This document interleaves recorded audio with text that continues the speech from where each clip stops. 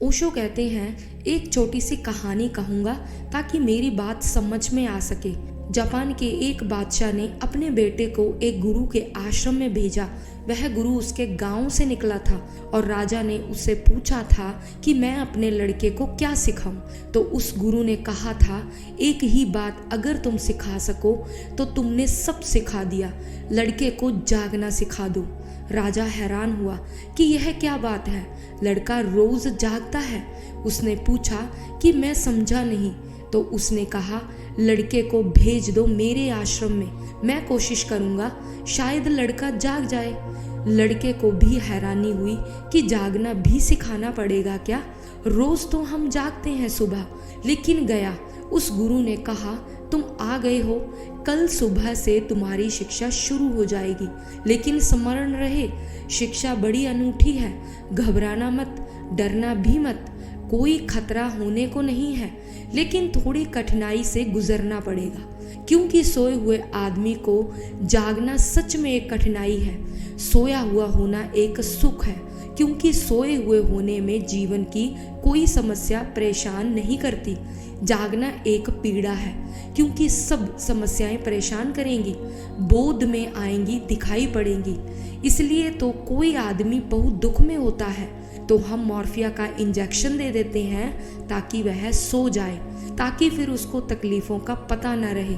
तो उसने कहा, थोड़ी पीड़ा होगी जागने में, लेकिन स्मरण रखो, जो आदमी पूरी तरह जाग जाता है वह अपनी हर समस्या को हल कर लेता है, और फिर आती है एक शांति, और फिर आता है एक आनंद। जो सोए हुए में अनुभव होता है वह है सुख, क्योंकि समस्याएं दिखाई नहीं पड़ती, और जो जागने पर उपलब्ध होता है वह है आनंद, क्योंकि तब कोई समस्याएं नहीं रह जाती हैं। थोड़ी पीड़ा होगी। उसने पूछा, क्या होगी मेरी शिक्षा? उसके गुरु ने कहा, कल से मैं किसी भी समय तुम्हारे ऊपर लकड़ी की तलवार से हमला कर दिया करूंगा। तुम खाना खा रहे हो, मैं पीछे से आकर हमला कर दूंगा, तो तुम सावधान रहना, कभी भी हमला हो सकता है। तुम बुहारी लगा रहे होगे आश्रम में और मैं पीछे से हमला कर दूंगा। तुम किताब पढ़ रहे होगे और हमला हो जाएगा। इसलिए हर वक्त ख्याल रखना, दिन में 10-25 दफे तुम्हारे ऊपर हमला होने वाला। लकड़ी की तलवार से मैं चोट करूंगा, और जब तुम थोड़े जागरूक हो जाओगे तो असली तलवार से भी किया जा सकेगा। लड़का तो बहुत घबराया कि यह कौन सी शिक्षा शुरू हो रही, लेकिन मजबूरी थी। बाप ने उसे वहां भेज दिया था और शिक्षा लेनी थी और लेनी पड़ेगी। सभी बच्चे ऐसी मजबूरी में शिक्षा लेते हैं, बाप भेज देते हैं और उनको शिक्षा लेनी पड़ती है। उस लड़के को भी शिक्षा लेनी पड़ी, लेकिन उसे पता न था कि एक बहुत अद्भुत प्रक्रिया से वह गुजरने को है। दूसरे दिन से हमला शुरू हो गया, पाठ शुरू हो गए। लड़का किताब पढ़ रहा है, पीछे से उसका गुरु हमला कर देता है, चोट खा जाता है, सर में चोट आ जाती है, हड्डी पर चोट आ जाती है। पहले दिन ही उसको समझ आ गया कि यह तो बड़ा मुश्किल काम है, लेकिन 7 दिन बीतते बीतते उसे एक बात ख्याल में आनी शुरू हुई। उसके भीतर कोई सावधानी, कोई सजगता पैदा हो रही है। वह कोई भी काम करता रहता है तो भी एक ख्याल डेफिनेटली उसकी चेतना के पीछे खड़ा रहता है कि हमला हमला, तलवार आती है, गुरु आता है। जरा पैर की खटपट किसी की और लगता है कि वह आया, जरा आवाज, पक्षी बोल जाते हैं, हवा द्वार खड़खड़ा देती है, लगता है वह आया। सब काम करता रहता है, लेकिन यह लग्न, यह ख्याल, यह स्मृति, यह माइंडफुलनेस बनी रहती कि वह आता है। महीना बीतते बीतते तो वह हैरान हो गया, जैसे कोई सावधानी का एक स्तंभ खड़ा हो गया भीतर। गुरु हमला करता है, हमले के साथ ही उसका हाथ उठकर रक्षा कर लेता है। एक सावधानी है निरंतर। अब हमले में चोट नहीं लग पाती, अक्सर वह चोट से बच जाता है। अनजान पीछे के हमले में भी चेतना रक्षा करती है। हम जानते हैं, एक माँ रात सोती है, उसका बच्चा बीमार है, वह रोता है, कमरे में कोई नहीं सुन पाता। माँ नींद में ही उसको थपथपा देती है और सुला देती है, तो उसकी चेतना में कहीं कोई बात जागरूक है। बच्चा बीमार है, कहीं रोए ना। नींद में भी हम इतने लोग हैं यहाँ, हम सारे लोग रात सो जाएं, फिर कोई आदमी आकर बुलाए रहीम रहीम, तो जो आदमी रहीम होगा उसको ही सुनाई पड़ जाएगा और बाकी लोग सोए रहेंगे। आवाज सबके कानों पर पड़ेगी, लेकिन रहीम रहीम नाम के प्रति थोड़ा जागरूक है, निरंतर का उसे स्मरण है। नींद में भी वह पहचान जाएगा मुझे कोई बुलाता है। वह उठेगा और कहेगा कौन बुलाता, और बाकी लोग सोए रहेंगे। बाकी लोग को पता भी नहीं चलेगा कोई आवाज आई और गई। वह युवक महीने भर में सचेत हो गया। 3 महीने बीतते बीतते तो हमला करना गुरु को मुश्किल हो गया। कैसी भी हालत में हमला हो, रक्षा हो जाती।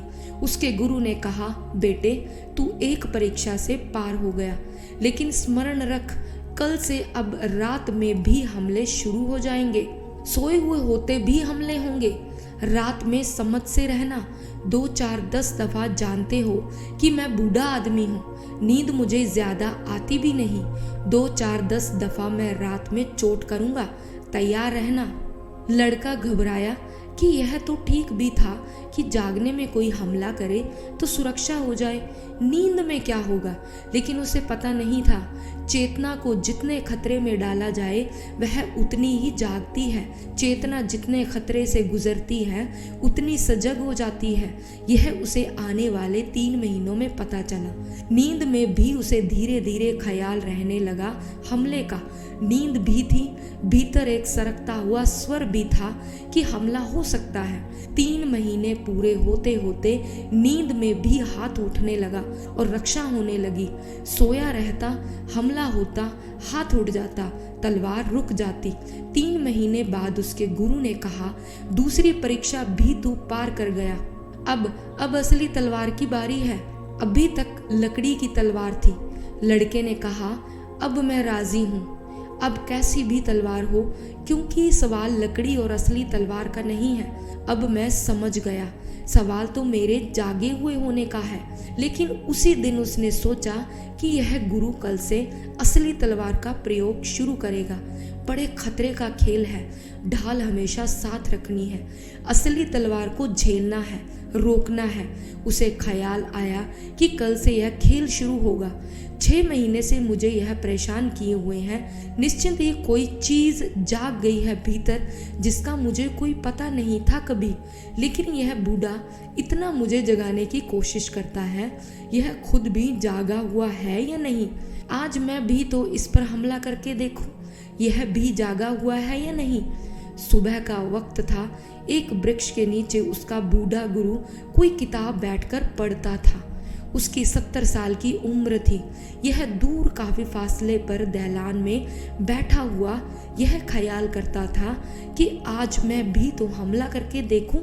उधर से गुरु चिल्लाया, ठहर ठहर, ऐसा मत कर देना, मैं बूढ़ा आदमी हूँ, ऐसा मत कर देना। वह तो घबराया आया। इसने कहा, मैंने कुछ किया नहीं, सिर्फ सोचा है। उसके गुरु ने कहा, थोड़े दिन ठहर जा, जब थोड़ी जागरूकता और बढ़ेगी तो दूसरे के भीतर सरकते विचार की प्रतिध्वनि भी दिखाई पड़नी शुरू हो जाती है।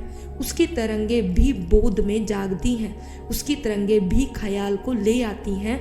और जिस दिन तुझे वह भी हो जाएगा, उस दिन मैं कहूँगा, तेरा काम पूरा हो गया, अब तू जा।